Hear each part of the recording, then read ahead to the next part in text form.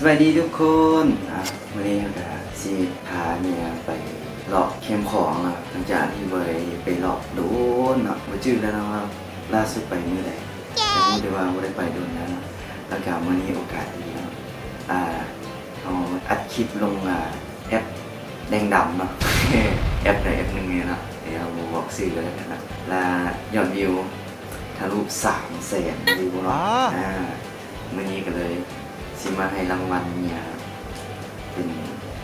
เงินไปช้อปปิ้งไปรอบตลาดเข้มของนี่500,000เนี่ยให้500,000สักวันนึงกี่ค่าเห็นคลิปลงแอปนั้นต่อได้300,000 วิวเนาะ300,000 กว่าเนาะตอนนี้ก็ยังดังอยู่เนาะเดี๋ยวฝากไปติดตามเด้อเดี๋ยวจะแชร์ลงเฟซบุ๊กให้เราเราบอกว่าเงิน500,000ที่เขาให้เมียไปเนี่ยสิได้อย่างนี้สิได้อย่างแน่เนาะไม่ว่าสิได้กินอย่างแน่เพราะว่านี่กับเมียกับแพงเนาะลองเบิ่งเนาะ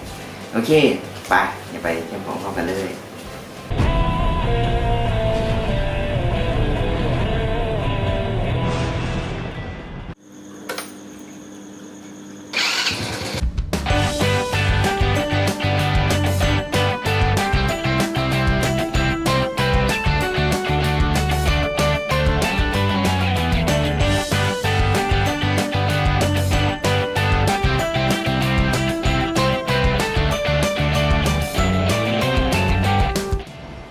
ตอนนี้เราก็มาฮอดเข้มของเรียบร้อยครับเดี๋ยวเขาจะไปเลาะแล้วสิได้อย่าง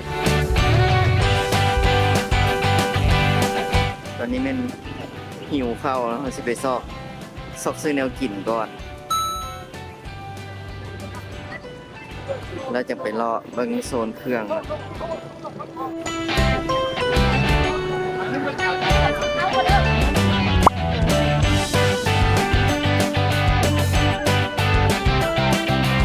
นี่ไม้นึงเท่าไหร่ไม้ละ5,000ว้าว ก็ถือว่าโบแพงนะไม้5,000อันนี้เป็นโซนของกินจากไม้10กับ50,000นะใส่แม่งค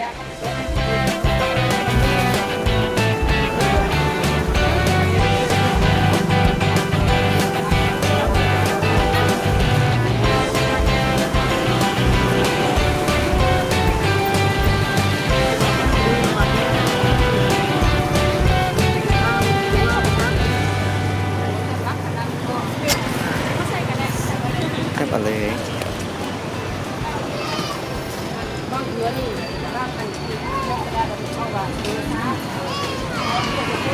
แต่แซ่บนะเอาน้ำดื่มหนึ่งกับแบบชีแกโอเค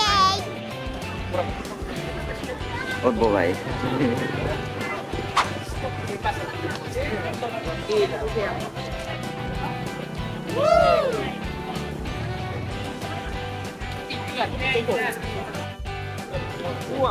ว่าเห็นปิ้งปลาหมึกหานี่สัญญาเขาสั่ง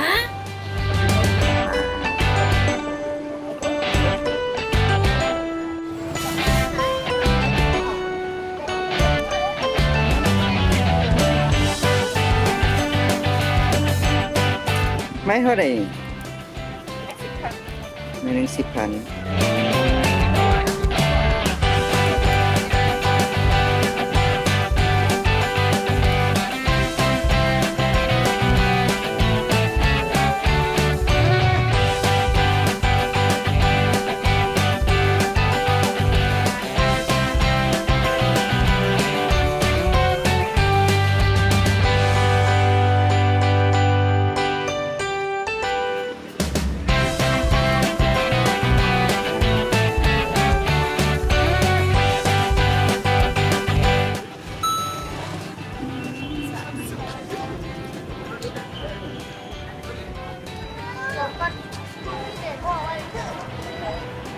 ว้าว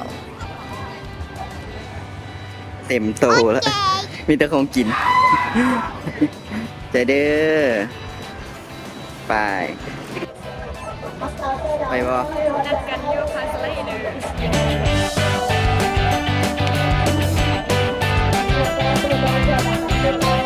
ไปบ่ไปบ่ สนับสนุน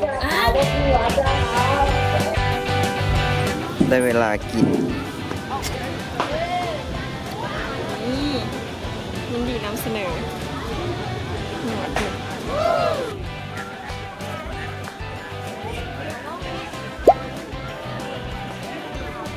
น้ำจิ้มก็แซ่บนะ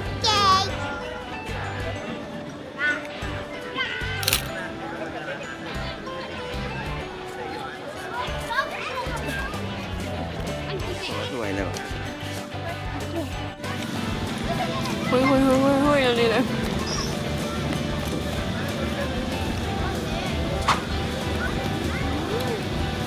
น้ำจิ้มแซ่บ แซ่บ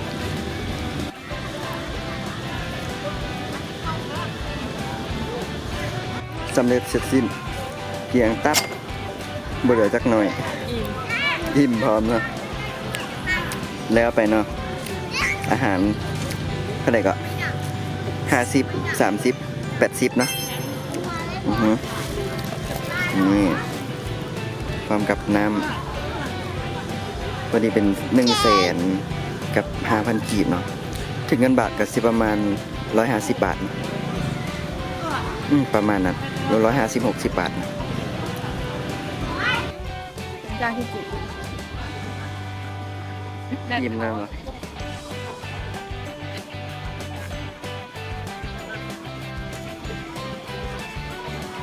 ยายอาหารก่อน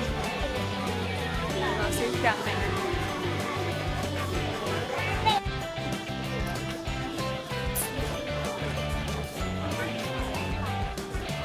จากที่ดันเตะผ่านสวยสงคราม น่าจะแห้งจนมันเหลือง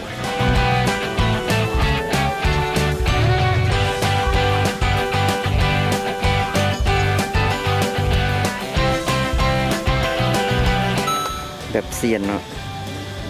บางเราติดคือสิงไง เออ เราลองติดเท่าไหร่ เท่าไหร่เป็นกระแตกธรรมดามันปะตัวที่เป็นกันเสือกนำเท่าไหร่ ถ้าเป็นการเชื่อมกับแป๊บสิ เบียร์เท่าไหร่โอ้ถือว่ายังหลายอยู่เนาะ ซื้อชุดหมอน้ำซิงสุดหนึ่ง คือ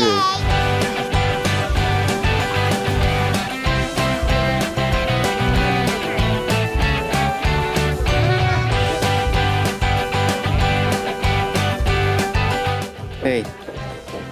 ไม่อยากได้เสื้อผ้าว่ะไม่อยากได้เสื้อผ้าว่ะ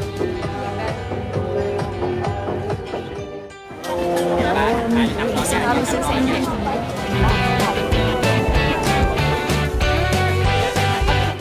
หลายตลอดเลยค่ะ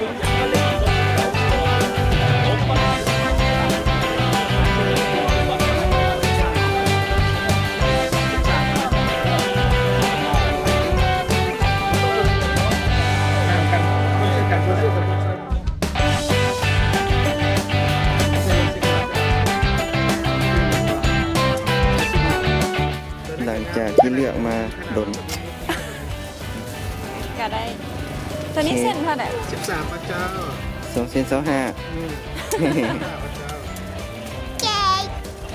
พ่อค้าใจดีอ่ะ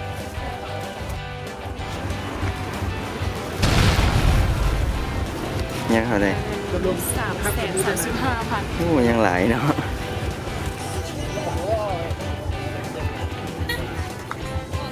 มีคนอยา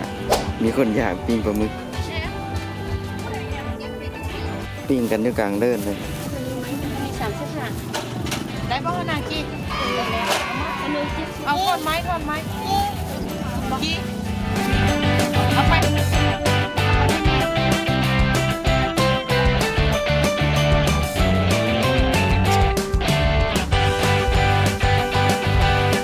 ่ได้ยังนะได้ไปกิน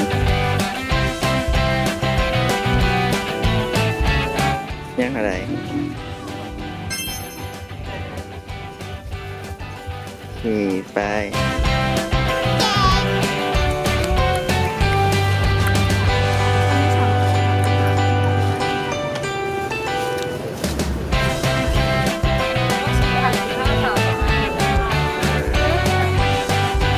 เห็นของกินอีกแล้ว ไก่บ่ได้ เอาโต10,200อ่ะ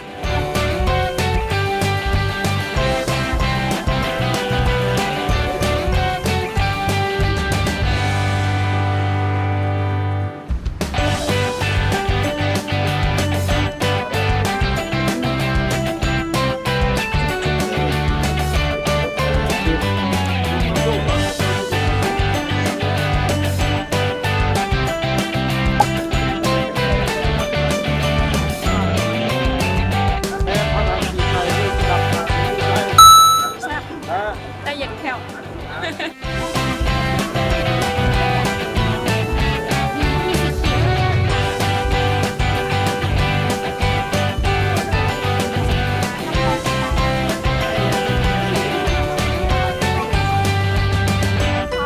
ตอนนี้เขาต้องใส่เอ็นมืออื่นเขาใส่เอ็มตกใจเบิ่งตกใจเบิ่ง ไฟดับ ยังเขาห้ามเสื้อผ้าไปเดี๋ยวไปนะเครื่องที่ยัง มันบอกว่าเจ้าสารเจ้ามันตรงเนี้ยเขาหาของกิน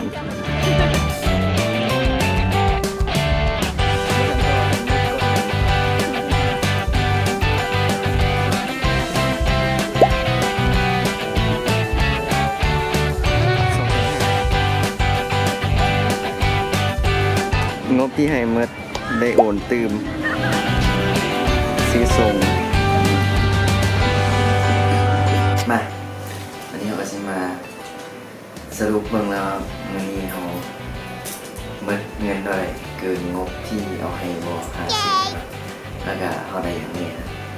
เขาได้อย่างนี้เลยแรกๆไม่ได้กินนะได้กินลูกซีนแล้วก็กินปิ้งปลาหมึกสดเนาะแล้วก็ปิ้งปลาหมึกแห้งแล้วก็ได้สเกล ด้วย นี่สเกล มีเมาส์มี ส เจ็ด เกลคูแล้วก็สเกลตัวนี้แม่น หินตาเสือ หินแก้วตาเสือ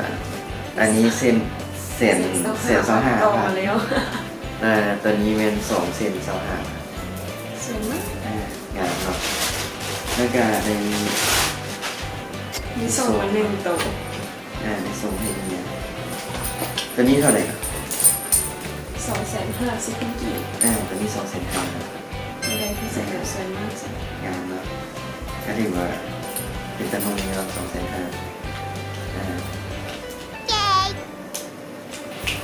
ก็สำนีแล้วเนาะแล้วก็ที่เหลือมันได้กินเนาะโอเคคิดว่ากันที่จบเท่านี้แล้วเอาไปกัน